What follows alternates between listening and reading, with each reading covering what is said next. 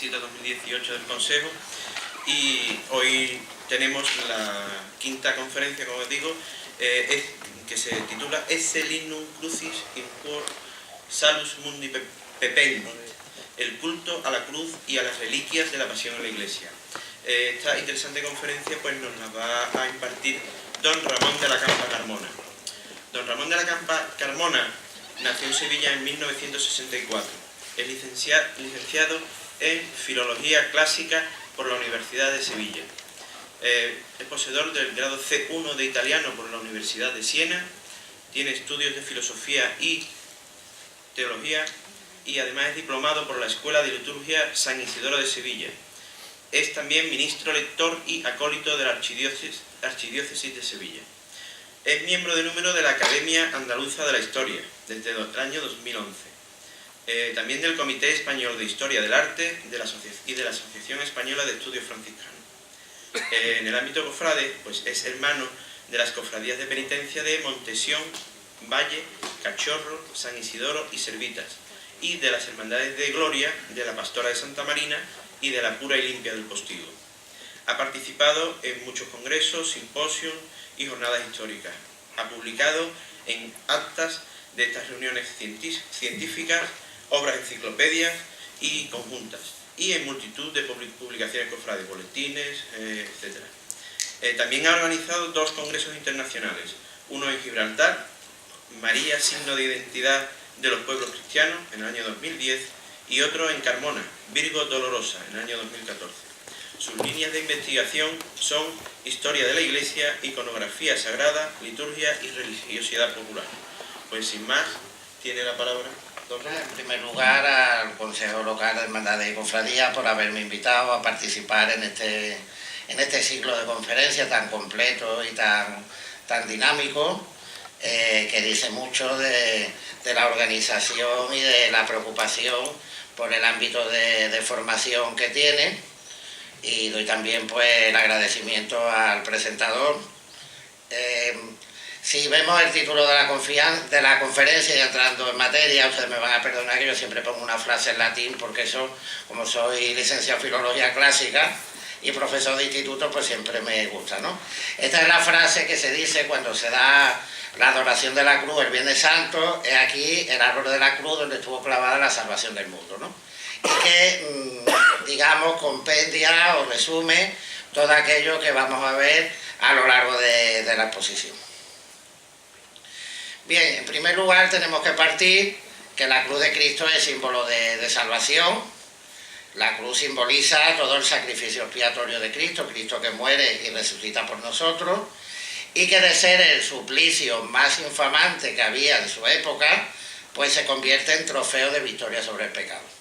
De ahí que se haga una comparación entre el árbol de la vida del paraíso y la cruz, como vemos aquí, en concreto en esta representación de este crucero, en el que vemos en la parte baja el pecado original al que se superpone y vence Cristo en la cruz. La desobediencia de Adán y Eva la vence Cristo por la obediencia en la cruz.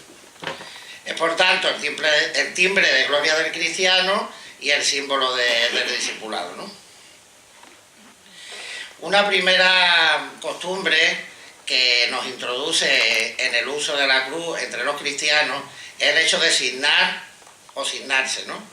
Es el gesto más extendido para bendecir o invocar la bendición de Dios. Hay una asignación menor que es sobre la frente, la boca y o el pecho sobre un objeto, y la asignación mayor que es de la frente al pecho y del hombro izquierdo al hombro derecho. Los ortodoxos lo hacen al revés, del hombro derecho al hombro izquierdo. Y una costumbre muy antigua, de tal manera que ya Tertuliano, en el siglo III, en De Corona Militi dice: ya caminemos, ya salgamos o entremos, ya nos vistamos, ya nos lavemos, ya vayamos a la mesa o a la cama, ya nos sentemos o hagamos cualquier otra cosa, marquemos nuestra frente con la señal de la cruz. O sea que ya fijaos cómo en aquella época pues el signo de la cruz estaba extendido como, digamos, consagración del cristiano a su fe, y por otro lado como símbolo de bendición. Y también hay un texto muy interesante de principios del siglo IV, de Lactancio, que nos habla que estando el emperador Diocleciano en Oriente, antes de una batalla, mandó a hacer un sacrificio adivinatorio.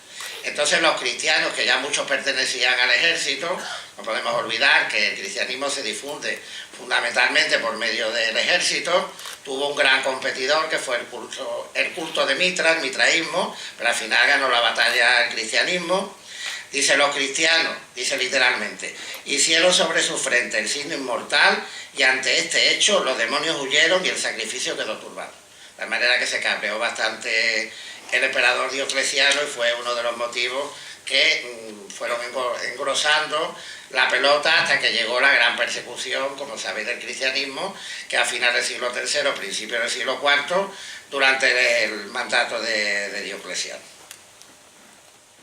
Bien, hay un personaje fundamental en la extensión del culto en la cruz, que es el emperador Constantino, que da paso a la Europa cristiana. Es muy importante porque a partir de una batalla que vamos ahora a ver un poquito en detalle, que es la batalla de Ponte Milvio, en el año 312, en el que Constantino vence sobre Magencio, se inaugura, simbólica porque se inaugura una nueva etapa histórica.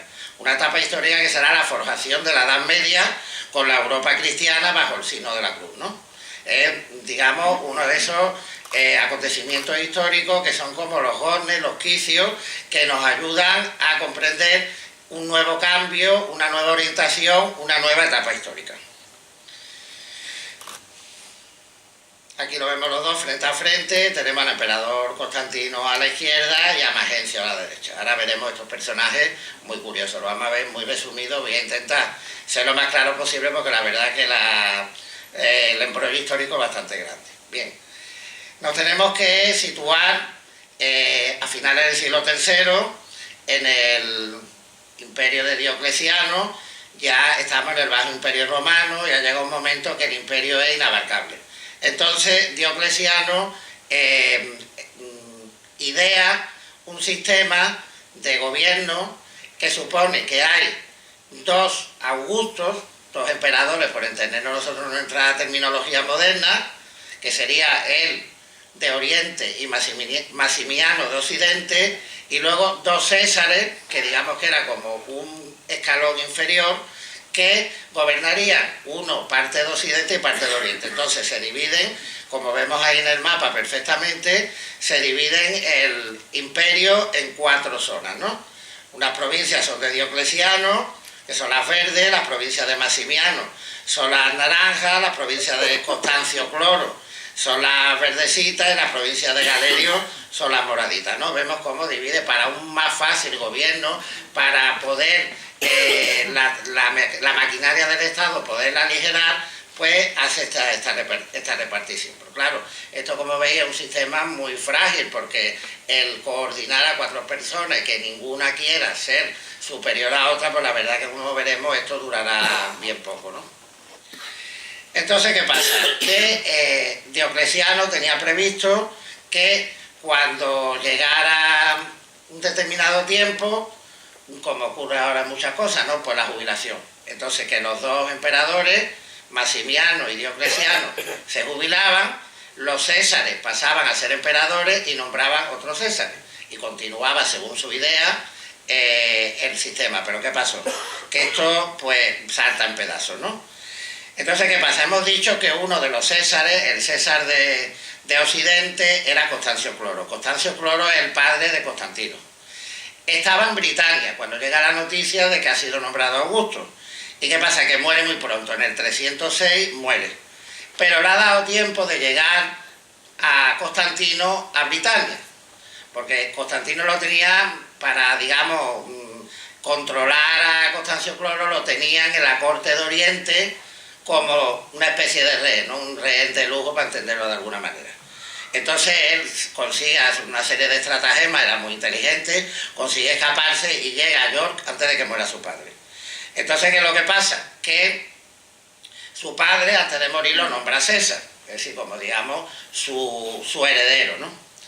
¿Qué es lo que pasa? ¿Por qué este sistema, como vemos, ya se hace pedazos? Pues, por un lado, por las ambiciones dinásticas, es decir, los padres que quieren que sus hijos sean los que lo sucedan, y por otro lado por la injerencia del ejército. Evidentemente en el Imperio Romano llegó un momento, sobre todo en el Bajo Imperio, que quien mandaba propiamente era el ejército, que el que tenía la fuerza de las armas, ¿no? Entonces este sistema, que veíamos que estaba con un equilibrio tan difícil, estalla en pedazos, ¿no? Y se produce una guerra civil que durará 20 años. Precisamente esa guerra civil acabará en el 324, cuando ya Constantino, una vez que se ha hecho ya dueño de todo Occidente, venza a Licinio, que era el que estaba de dominio de Oriente, y queda otra vez como emperador de todo el Imperio Romano, tanto a Oriente como a Occidente. Ya sabemos que durará poco, porque ya a final del siglo IV el emperador Teodosio lo vuelve a dividir, esta vez en dos mitades entre sus hijos, y continuará a la caída del Imperio Romano de Occidente en el 476, continuará el Imperio Romano de Oriente, ¿no? Entonces él, antes de morir, Constancio Cloro, que se llamaba así porque tenía la piel muy blanca, pues había nombrado a su hijo Constantino, como hemos dicho, César, ¿no? Pero a la muerte del padre, los soldados inmediatamente de su ejército, que eran fundamentalmente soldados, unos que eran que le había él ganado porque había ganado batallas, y a los rehenes y a los que había cogido presos por conquista, en vez de hacerlos esclavos, la había metido en su ejército, y por otro lado a los britanos, que los había contratado también para su ejército. Evidentemente, como eran suyos, pues lo aclaman como Augusto, ¿no? Lo aclaman como superior del imperio, ¿no? Y entonces tiene a su mando la zona que vemos en el mapa superior, que la vemos marrón, que es lo que eran las provincias de la Galia, Britania e Hispania, ¿no? Y un poquito del norte de África, que como sabéis estaba integrado dentro de lo que era la provincia de Hispania, la Mauritania gitana. Pero ¿qué pasa? Que Galerio, que estaba en Oriente, que era el Augusto de Oriente, cuando se jubiló Diocleciano, pues había adoptado a Massimino Daia en el 305, y la había hecho César, y tenía la zona de Siria y Egipto. Como veis, la zona verde arriba y amarilla abajo, ¿no?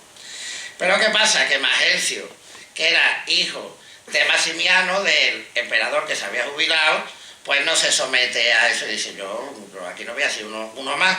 Y él mismo, por su cuenta, porque tenía el favor de la Guardia Pretoriana, que era, digamos, el cuerpo de élite más importante que tenía el imperio dentro de la ciudad de Roma, pues entonces se autoproclama Augusto en el 307, y entonces tiene bajo, digamos, su dominio Italia y parte de África. Pero sigue el lío. Tras la muerte de Valerio Severo, Licinio se proclama él también por su cuenta Augusto, sin haber sido César siquiera, en el 308, y tiene a su cargo la Iliria, la Tracia y la Panonia. Massimino dice, yo no me voy a quedar atrás, también se autoproclamó Augusto en el 310. Hizo alianza con Magencio, pero eso enfureció a Licinio, hizo que al final lo eliminara, ¿no?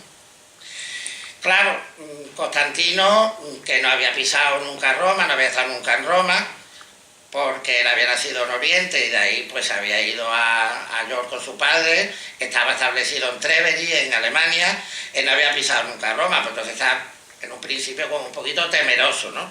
Entonces quiere hacer una alianza con Magencio, pero Magencio le dice que nada, que la alianza nada, que uno u otro, ¿no? Entonces se ve forzado a la guerra, ¿no? Entonces un enfrentamiento, un duelo por el dominio de Occidente entre Constantino y Magencio, que es lo que vemos en el mapa de abajo, ¿no? Magencio, que tenía a su favor, Magencio tenía a su favor que vivía en Roma, evidentemente, que conocía mejor los mecanismos de gobierno del imperio, que el ejército, que era profesional y además era mucho más numeroso, lo tenía a su favor, incluido, como hemos dicho, la guardia pretoriana, ¿no? Pero claro, Constantino, que tenía entonces 37 años, parte de Treveri, como hemos dicho, que es donde tenía puesta su corte, con sus tropas, que como hemos dicho, a los celtas, que eran prisioneros de guerra, y a esos britanos que había él contratado, se unen los hermanos que estaban en la zona limítrofe a donde él estaba establecido, ¿no? A Magencio, que tenía un ejército más profesionalizado y numeroso, y que bloqueaba los Alpes. Sabéis que el acceso a la península itálica la propician los Alpes. El que domine los Alpes, evidentemente, es el que controla, tiene la llave del dominio de la península itálica, igual que ocurrió en la reconquista de España, ¿no? Que hasta que no cogieron los reinos cristianos del norte la llave de Sierra Morena, tanto por el este como por el oeste, pues no se pudo proceder a la reconquista de Andalucía, ¿no? Una cosa similar en esto. Pero ¿qué pasa? Pues se pone Constantino en marcha y como era un gran estratega, consigue entrar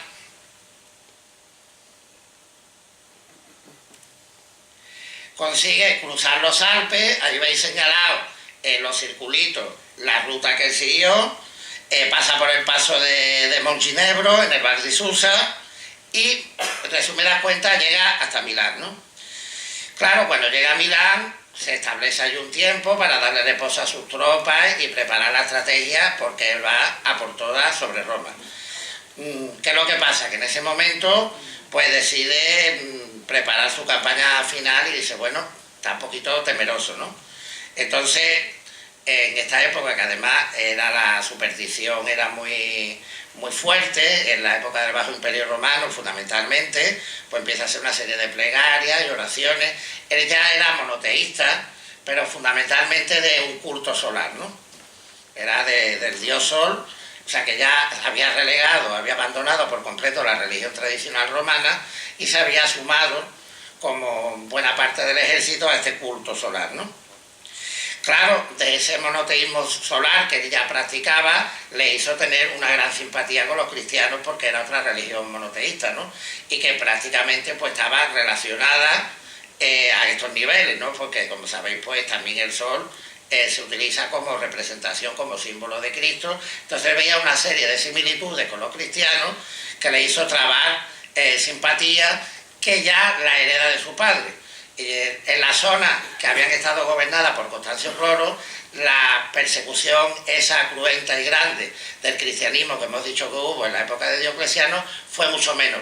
Simplemente Constancio Cloro se limitó a cuando había una denuncia o sacaban a alguien a la palestra, pues siguiendo las leyes lo tenía que juzgar. Pero no emprendió una búsqueda de los cristianos ni una persecución a sabiendas.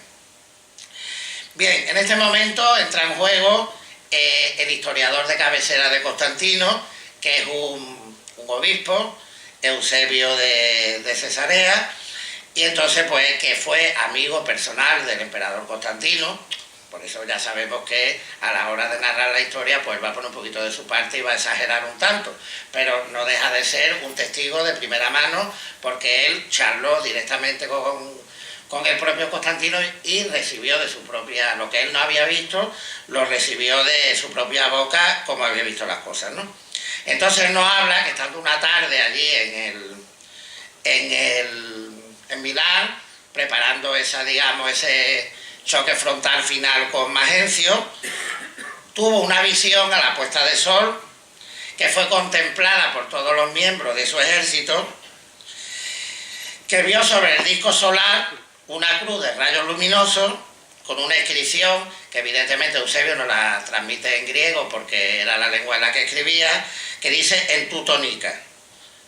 En esto vencerás, que se ha transmitido a la tradición latina y que lo utilizan como lema muchas hermandades de la Veracruz, in hoc signo vince, con este signo vencerá. Y que luego por la noche tuvo un sueño complementario en el que Jesucristo, con el signo mismo en la mano, ese signo crucífero, le combinó a forjar un estandarte para auxilio en la batalla. A la mañana siguiente, él, pues después de consultar con sus consejeros, pues manda a los orfebres y carpinteros que tenía a su cargo a hacer lo que se llama el lábar, ¿no? Que será el modelo de los estandartes de su ejército, que lo tenemos ahí, ¿no? Es una cruz de oro con gemas rematadas en el monograma de las dos letras primeras que tienen el nombre de Cristo en griego, la G, que es en forma de aspa, y la Ro, que es como la P nuestra, y del travesaño pendía un paño rojo púrpura que en un primer lugar tenía solo la efigie del emperador, como vemos en el centro, y después tenía la efigie del emperador y de sus hijos. Aquí vemos una representación a la izquierda del emperador Honorio aquel que, como hemos dicho, le correspondió la parte occidental del imperio, según la división de su padre Teodosio, y a la derecha vemos una moneda del año 337 de Constantino, en el que vemos por la parte del reverso, vemos precisamente este lábaro, ¿no? Esta ha tenido múltiples interpretaciones, ¿no? Incluso es muy curiosa, que no nos podemos parar ahora, pero que la ha hecho un astrónomo muy importante, que ha estudiado la configuración del cielo en el otoño del año 312, y entonces, bueno, pues sé que es posible que por esa superstición tan grande que había entonces, interpretaran ese fenómeno solar, lo interpretaran con esta clave, ¿no? Bien, entonces sigue avanzando hacia abajo y llega ya a las puertas de Roma, ¿no? Entonces entra otro historiador que nos transmite que tuvo un sueño complementario. El sueño complementario es que justo antes de la batalla nos dice que manda también poner sobre los escudos de todos sus soldados el emblema de Cristo, la Gilarro. Esto nos lo cuenta Lactancio, que lo escribe en el año en torno al 313-314, es decir, que prácticamente casi lo escribe poco tiempo después de que hubiera sucedido en realidad. Lo que pasa es que él hace una interpretación del signo. Él dice que lo que hace es que gira un cuarto de vuelta a la letra G para que se convierta en una cruz, y el travesaño de arriba lo curva, y entonces consigue también la Gilarro de otra manera.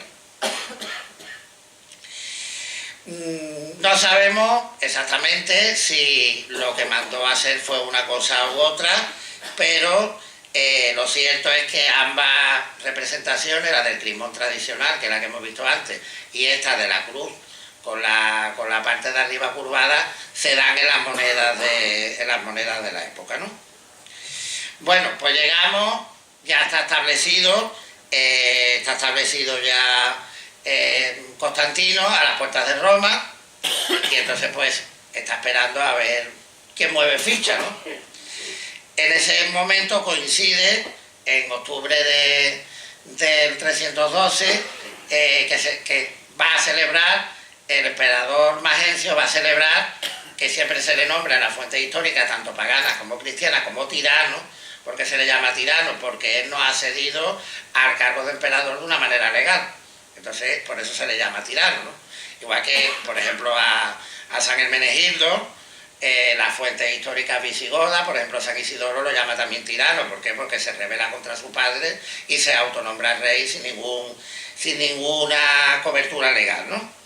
Entonces en principio Magencio decide quedarse en Roma, aprovisionarse, mandar a traer provisiones, pero claro, la gente ya pues se pone nerviosa. Entonces cuando va a celebrar ese Dies Imperii en el Circo Máximo, pues la gente se amotina y empiezan a abuchearlo y tal. Entonces él ve que tiene que mover ficha. Entonces él consulta a los libros sibilinos. Como sabéis, los libros sibilinos son donde estaban todas las profecías referentes a Roma que habían hecho las sibilas. Y como siempre, como decimos en nuestro lenguaje popular, pues le dan una profecía sibilina. Le dicen que en ese día morirá el enemigo del imperio. Claro, él lo interpreta que va a morir Constantino, pero no va a ser así. El que va a morir además va a morir de una manera infamante, porque muere ahogado, huyendo, porque se cae al río y por la gran impedimenta que llevaba encima, la coraza y tal, pues se ahoga, ¿no? Bien, pues tenemos ya entonces a Constantino en Sassarrubra, una colina a la entrada de Roma. Magencio había hecho abatir el Ponte Milvio, que es el que da nombre a esa famosa batalla, y sustituirlo por uno de Barca, ¿no?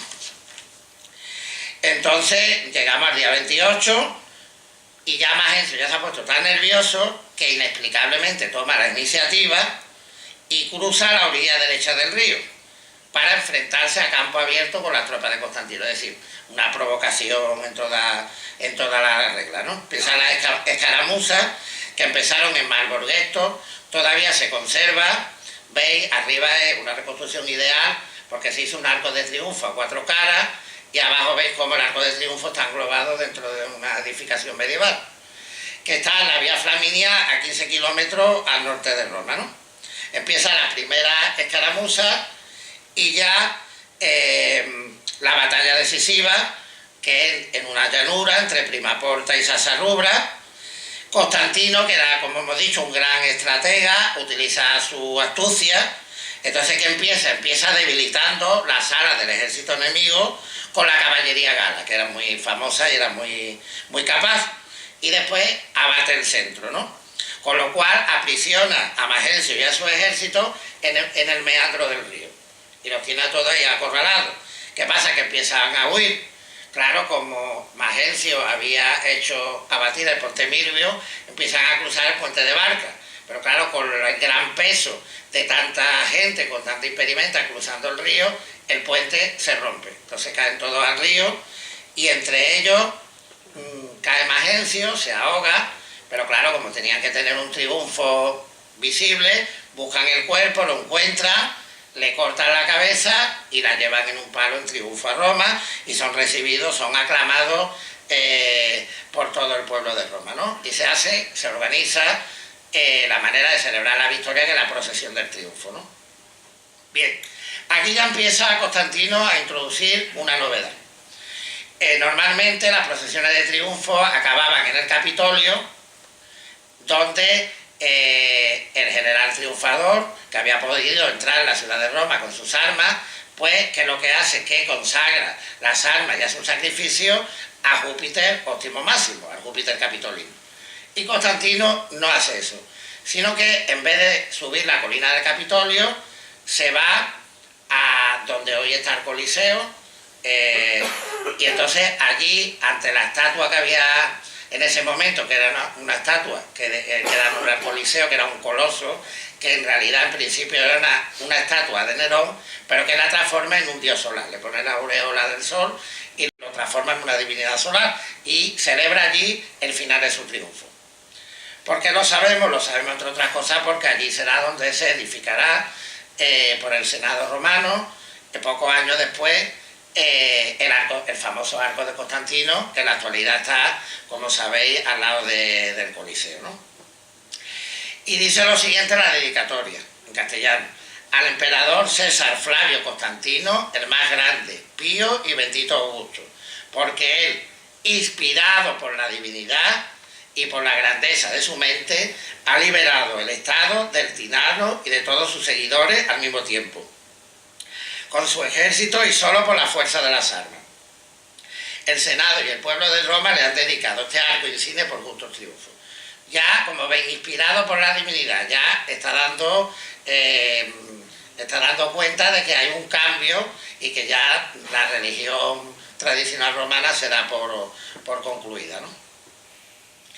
Y él termina el mejor edificio que está conservado en el Foro Romano, el más majestuoso, que es la basílica llamada de Magencio y Constantino, porque la empezó Magencio y la terminó Constantino.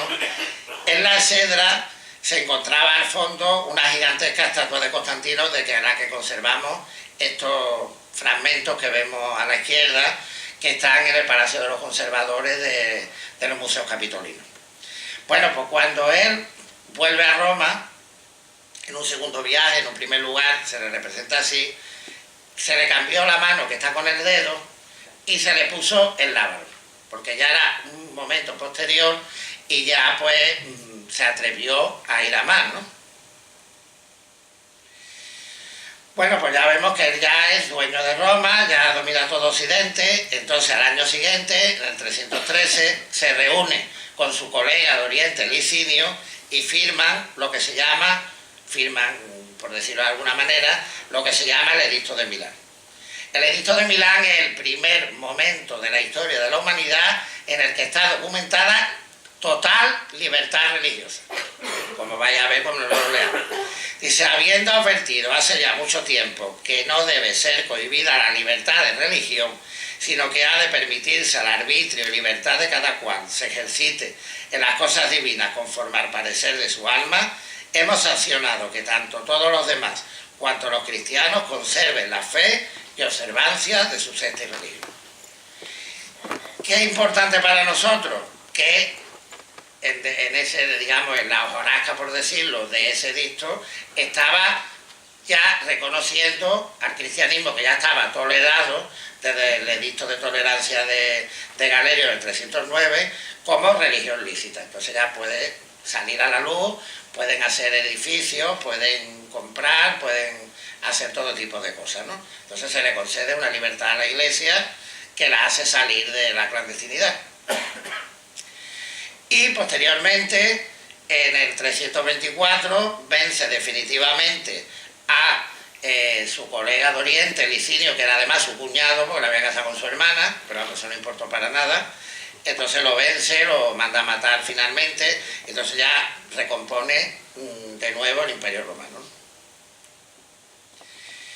Entonces él concibe en su idea, tal como lo interpretan los historiadores, como el Imperio Romano había perdido una fuerza de cohesión, un principio que lo cohesionara socialmente, pues le coge el cristianismo, que estaba ya muy extendido en las capas altas tanto en las capas más altas de la sociedad como las más bajas, curiosamente, porque claro, por un lado eran comerciantes, esclavos que venían de Oriente y tal y cual, y por otro lado había penetrado en las capas más altas, elige el cristianismo como, digamos, principio reunificador del Imperio Romano, para darle cohesión social que había perdido, como pasa en muchas civilizaciones, cuando pierden unos valores fundamentales que las cohesionan, pues evidentemente se va todo al garete, ¿no?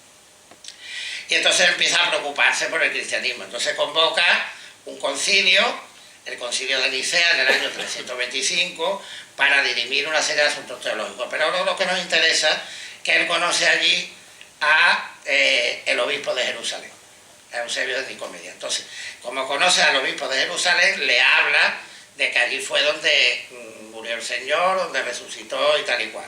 Entonces, él concibe hacer un monumento importante que no se ha igualado con ningún monumento religioso de los que existen en su momento en el imperio, en el lugar donde Cristo murió y resucitó.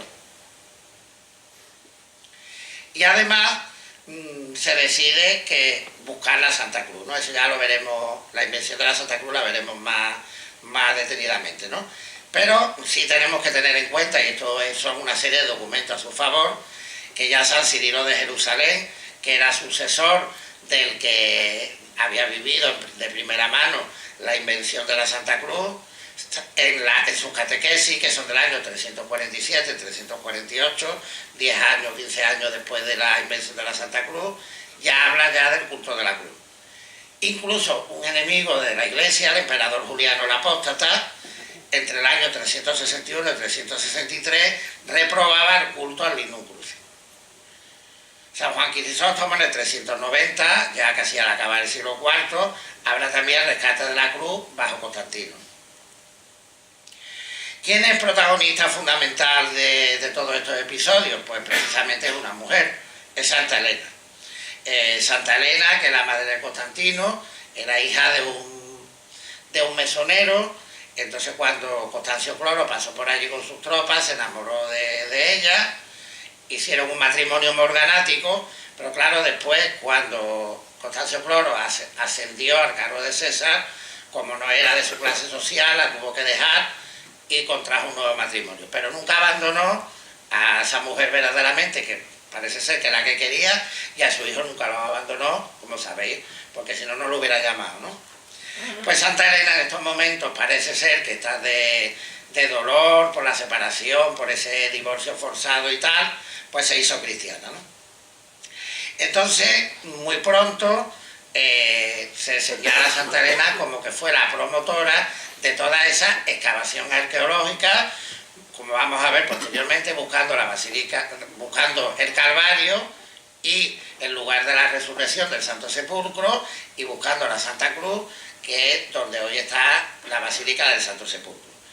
Ya San Ambrosio en el 395 nos habla de ello, Rufino de Aquileia, que muere en el 411, estamos a principios del siglo V, San Paulino de Nola, también del siglo V, Sulpicio Severo, Sócrates el Escolástico, también en el siglo V, Sosomeno y Teodoreto de Ciro, que son los principales historiadores de esta época, ¿no?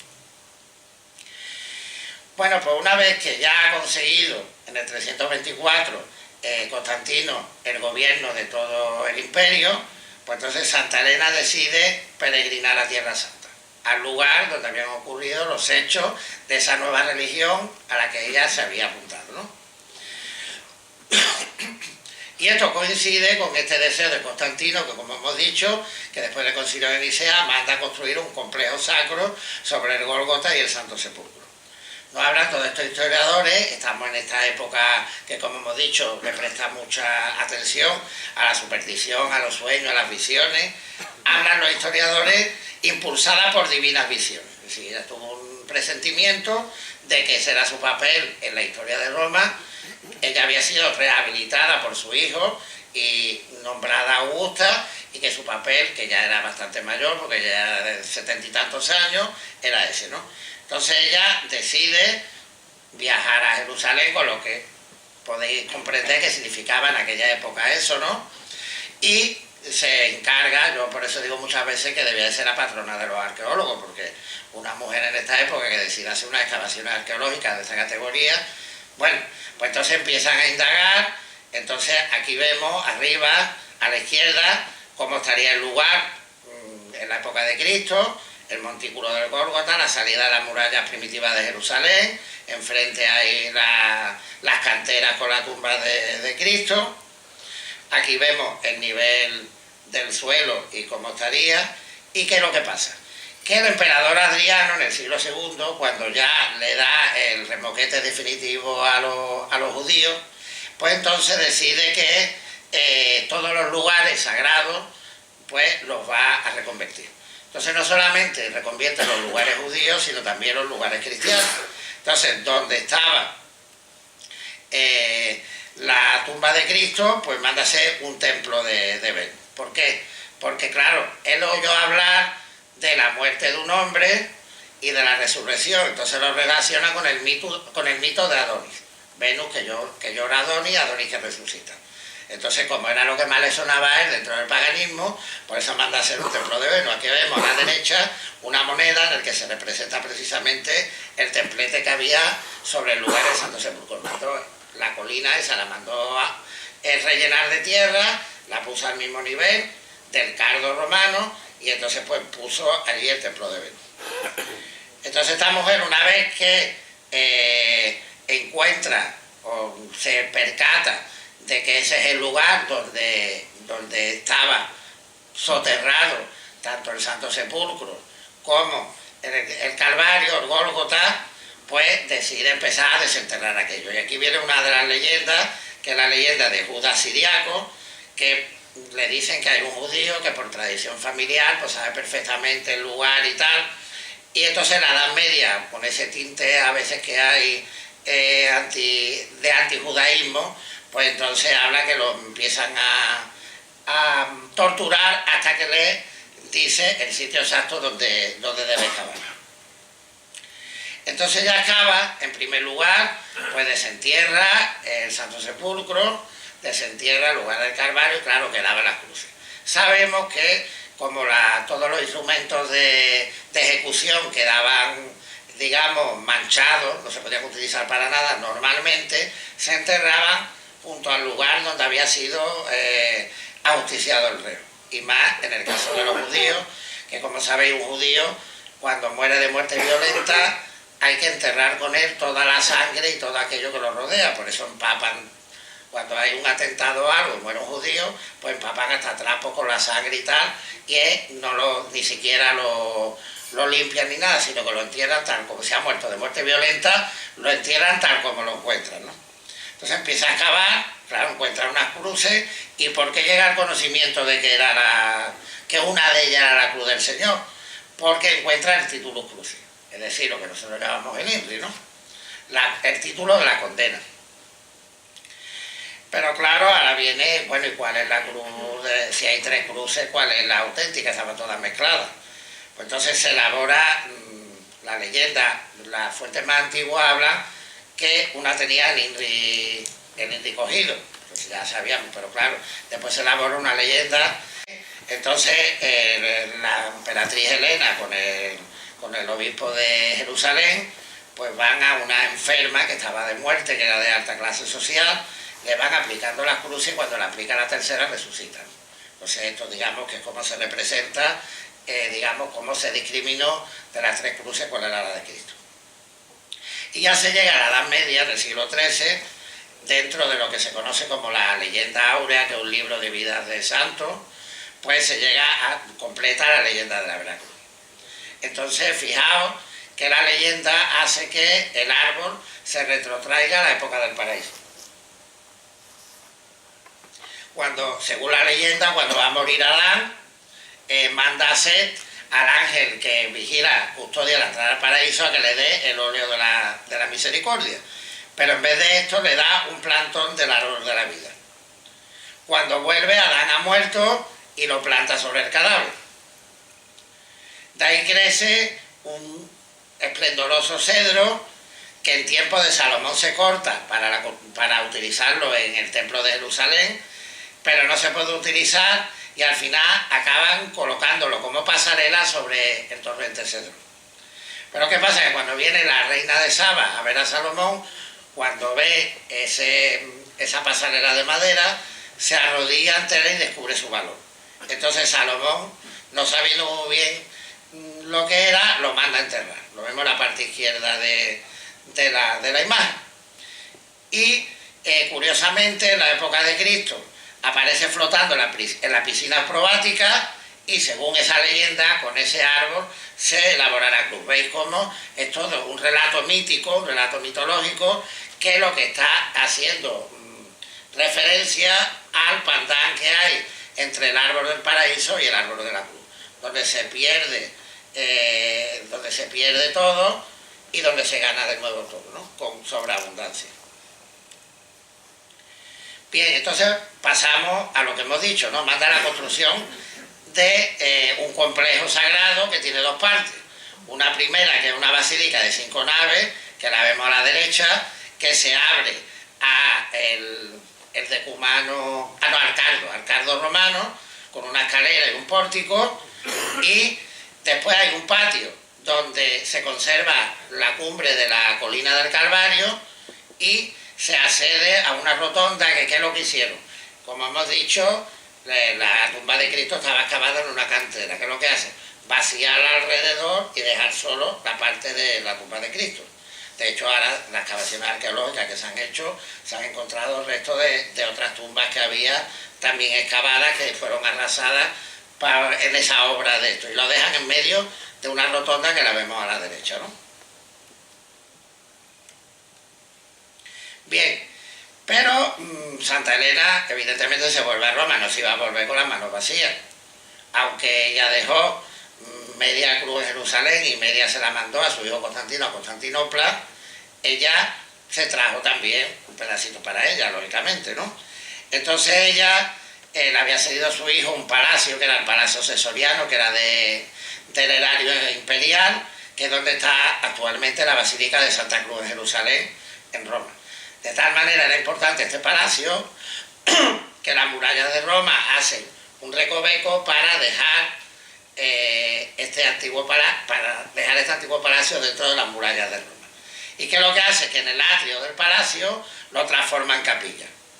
Siguiendo la tradición del larario romano, transforma lo que era el primitivo costumbre del larario romano, en este caso un larario imperial, lo transforma en la primera capilla palatina.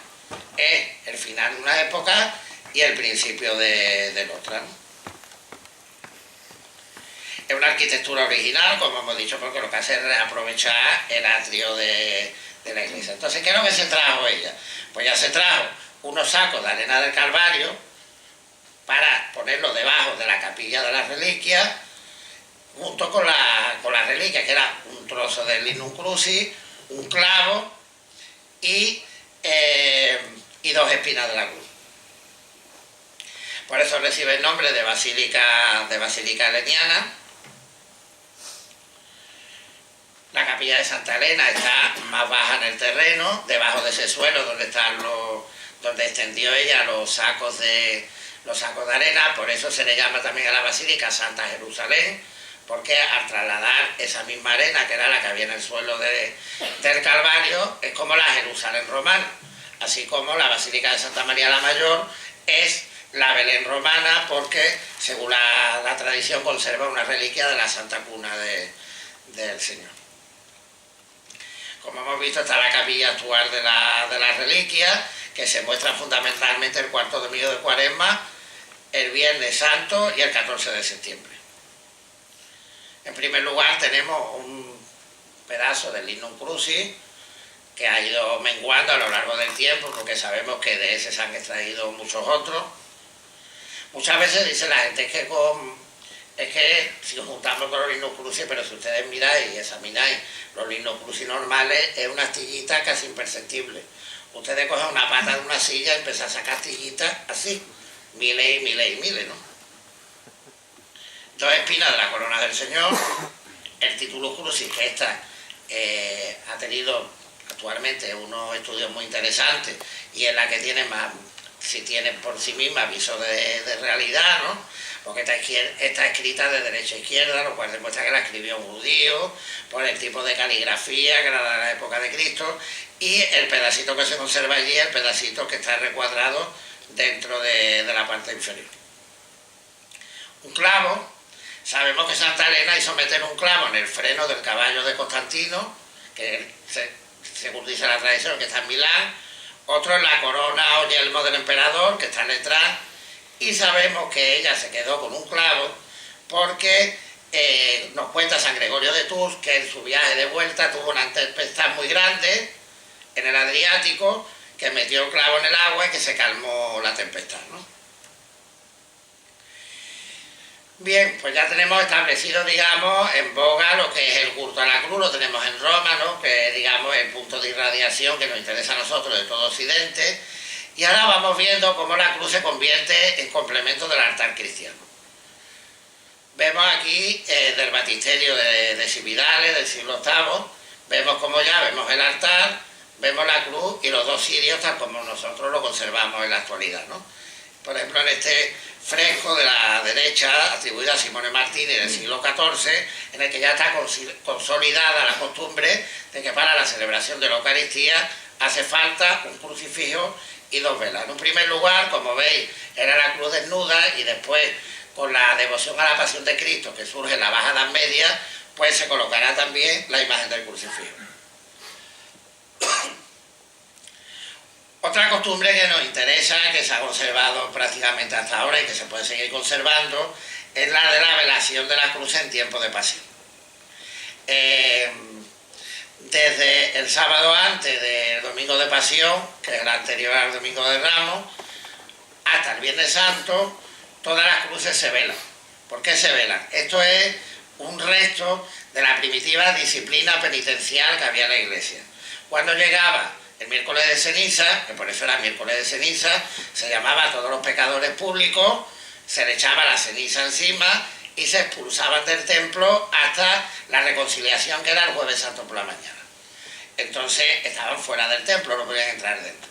Entonces, como recuerdo de esto, cuando esa disciplina de la ceniza a mediados de la Edad Media se hace ya general para todo el mundo, pues entonces se extendía un velo, que vemos por ejemplo que hay una pervivencia a la izquierda en el velo de la Catedral de Friburgo, que tapaba todo el altar como recuerdo de esa disciplina penitencial, y que se levantaba solo a la consagración de la misa y luego se volvió otra vez a echar. Pues bien, todo se quedó al final en que se tapan las cruces, como vemos aquí, con un paño morado y las imágenes principales. Otro punto importante de la adoración de la cruz es la adoración de la cruz el Viernes Santo, ¿no? En Occidente surge en Roma, porque como hemos dicho, ese día el Papa hacía estación en la Basílica de Santa Cruz en Jerusalén, lógicamente. Estamos conmemorando el día del Calvario, pues que haga estación ese día en la Basílica, digamos, en Roma, que está consagrada al Calvario, ¿no? Entonces él toma una ceremonia que se celebraba primitivamente en Jerusalén, que como hemos dicho, Santa Elena dejó en un arca de plata medio travesaño de la cruz. Entonces ¿qué es lo que pasaba? Que el obispo iba a la Basílica del Martirium, que hemos visto, se sacaba del arca de plata el travesaño de la cruz que se conservaba allí, el obispo se sentaba en la cátedra, se ponía delante de una mesa con un mantel, él lo sostenía, y entonces pasaban todos, primero el clero y luego los fieles, a besarlo. Y es muy curioso porque ponía 2 diáconos a los lados pendientes, porque la gente, por tal de llevarse algo, muchos de ellos hasta le pegaban bocados al leño de la cruz. Una cosa muy curiosa. Entonces, al que sea, los diáconos le pegaban un buen pescozón. Porque primero se lo ponían en la frente, luego se lo ponían en los ojos, luego lo besaban. Entonces había tiempo como para pegarle un bocadito y llevarse un recuerdito, un souvenir de aquella época, ¿no? Bien, pues entonces, a modelo de esa ceremonia, pues el Papa empieza a hacerlo. Entonces va en procesión desde Letrán, donde reside desde el siglo IV hasta el siglo XIV, va desde Letrán hasta la Basílica de Santa Cruz, Jerusalén, que como sabéis, porque allá está en Roma, hay poca distancia. Lo separa una calle nada más. Y nos da que ver que esta costumbre la ha, digamos, copiado de Oriente, porque era la única vez que el Papa iba con un incensario delante y detrás iba un diácono cargado con la cruz. Se utilizaba ese relicario que veis ahí, que es la cruz de Pascual I, que es del siglo IX, de principio del siglo IX, que se conserva, hoy está en el Museo del Vaticano, y que estaba en el Tesoro de los Papas, que estaba en la capilla del Santa Santorum de la Scala Santa de Roma. ¿Qué es lo que pasa? Que este rito empieza a extenderse, en primer lugar, a todos los sitios donde se conservaba una reliquia de la Pasión, del Linum Crucis. Posteriormente, pues ya no hace falta que haya una reliquia del Linum Crucis, sino una simple cruz, como hemos dicho primitivamente, y luego después un crucifijo, ¿no? Entonces queda tal cual el rito tradicional romano de la adoración de la cruz que se hace el Viernes Santo, ¿no? La cruz está tapada, va siendo desvelada progresivamente y después se venera con un beso, ¿no? Y tenemos también la fiesta de la cruz. En la tradición nuestra occidental, tradicionalmente 2 fiestas: la fiesta de la Invención de la Santa Cruz, el 3 de mayo, y la fiesta de la Exaltación de la Cruz, el 14 de septiembre. La fiesta de la Exaltación de la Santa Cruz, que es la más antigua, tiene como origen la dedicación de ese complejo del Calvario y Sepulcro, que se hizo el 13 de septiembre del año 335. Es muy curioso la elección de la fecha, porque Constantino señala para la dedicación de ese complejo el día que, según la tradición, en el año 509 a.C., había sido consagrado el templo de Júpiter Capitolino en Roma. ¿Sabéis cómo él tiene una intención de suplantar con el cristianismo a lo que era la religión tradicional romana? Primero se dedica a la Basílica del Martirium, que está a la derecha, y cuando posteriormente ya se dedica también la anástasis, digamos la rotonda que está sobre el Santo Sepulcro, pues entonces el día 14 se especializa en la memoria de la cruz. Y por eso se establece como día de la Exaltación de la Santa Cruz el 14, y se hace una fiesta muy popular en Oriente. ¿Por qué se llama Exaltación de la Santa Cruz? Porque ese día cogía el obispo la reliquia de la cruz, se subía a un ambón alto y bendecía los 4 puntos cardinales.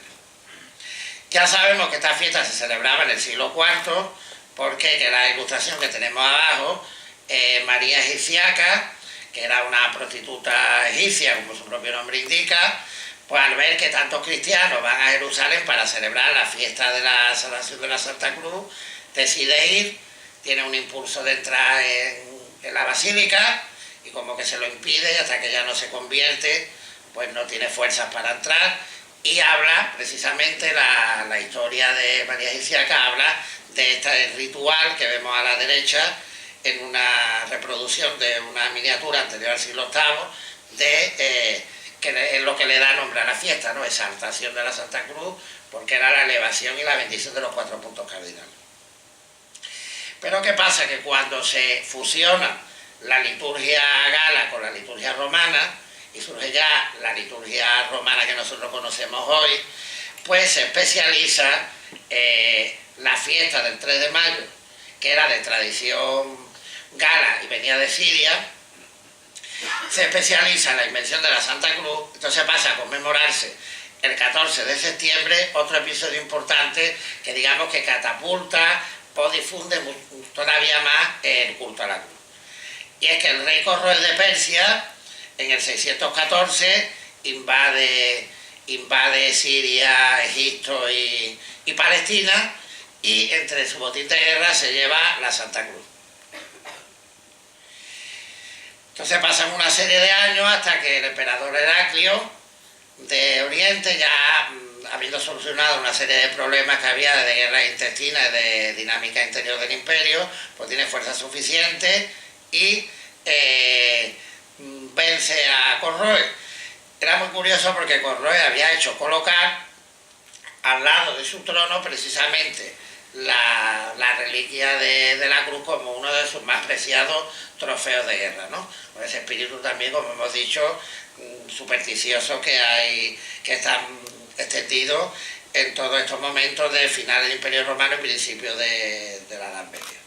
Entonces el emperador Heraclio tiene un sueño, al final pues gana la batalla, como Corroes no se quiere convertir, pues lo manda a degollar, que lo vemos aquí como lo está matando, ¿no?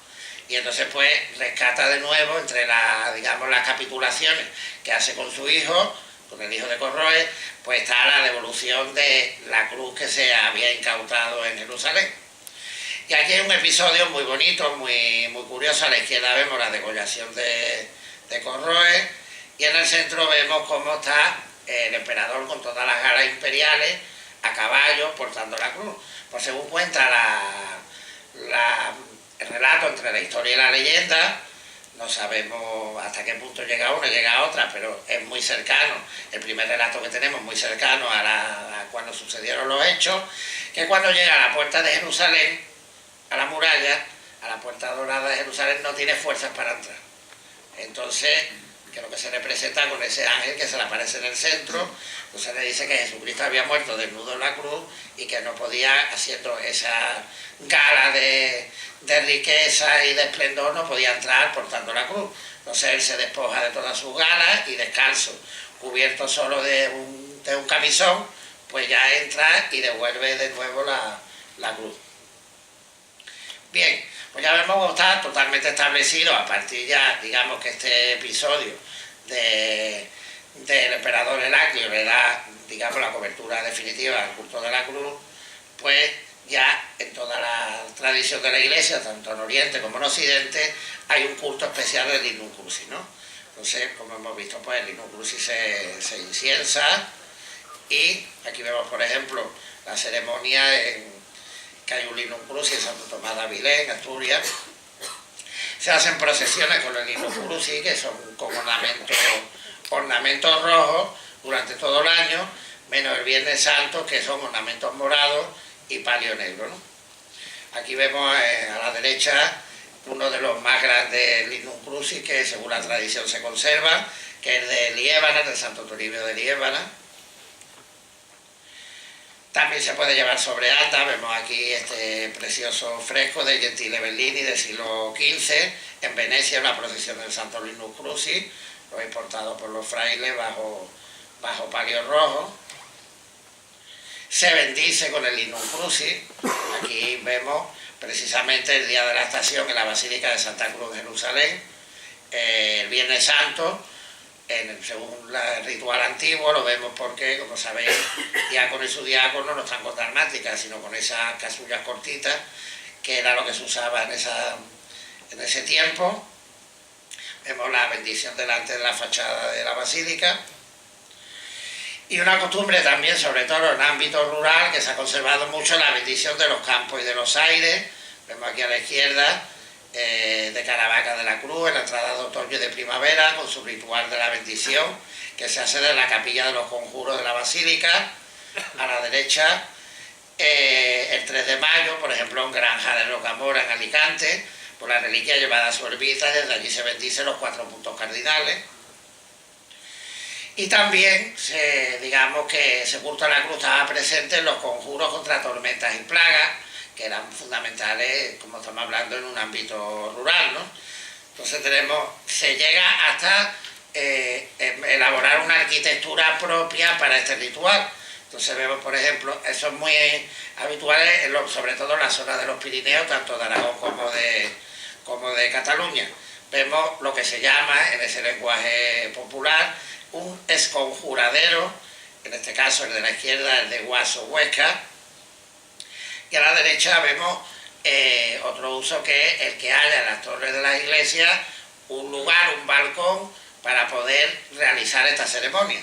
Y vemos, por ejemplo, en la torre de la Catedral de Murcia, el balcón de los conjuros, que es ese que vemos ahí. Veis que hay 4 capillitas que están rematadas por cada uno de los santos, de los 4 santos de Cartagena, San Isidoro, San Leandro, San Fulgencio y Santa Florentina, los 4 hermanos, pues para bendecir a cada uno de los puntos cardinales cubiertos, porque claro, esto se hacía cuando había una gran tormenta o había un cataclismo importante.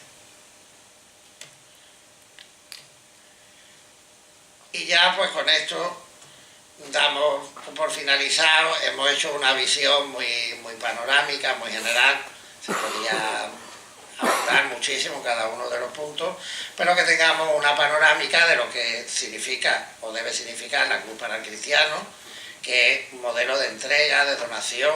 Por eso la cruz no debe nunca ser repugnante para ningún credo ni para ninguna ideología, porque lo que representa la entrega de una persona, creamos que es Dios o no creamos que es Dios, pero en una entrega de amor y de donación total nunca debe ser repugnante para nadie.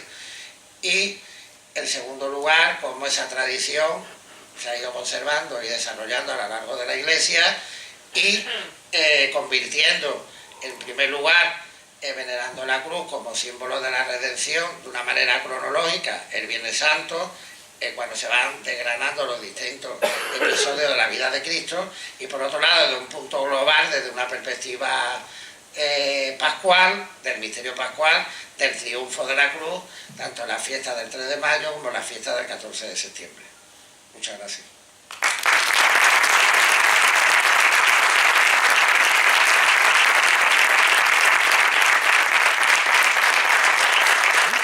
Señor presidente, va a proceder a hacer la entrega a don Ramón de un pequeño recuerdo de su paso por este ciclo de conferencias.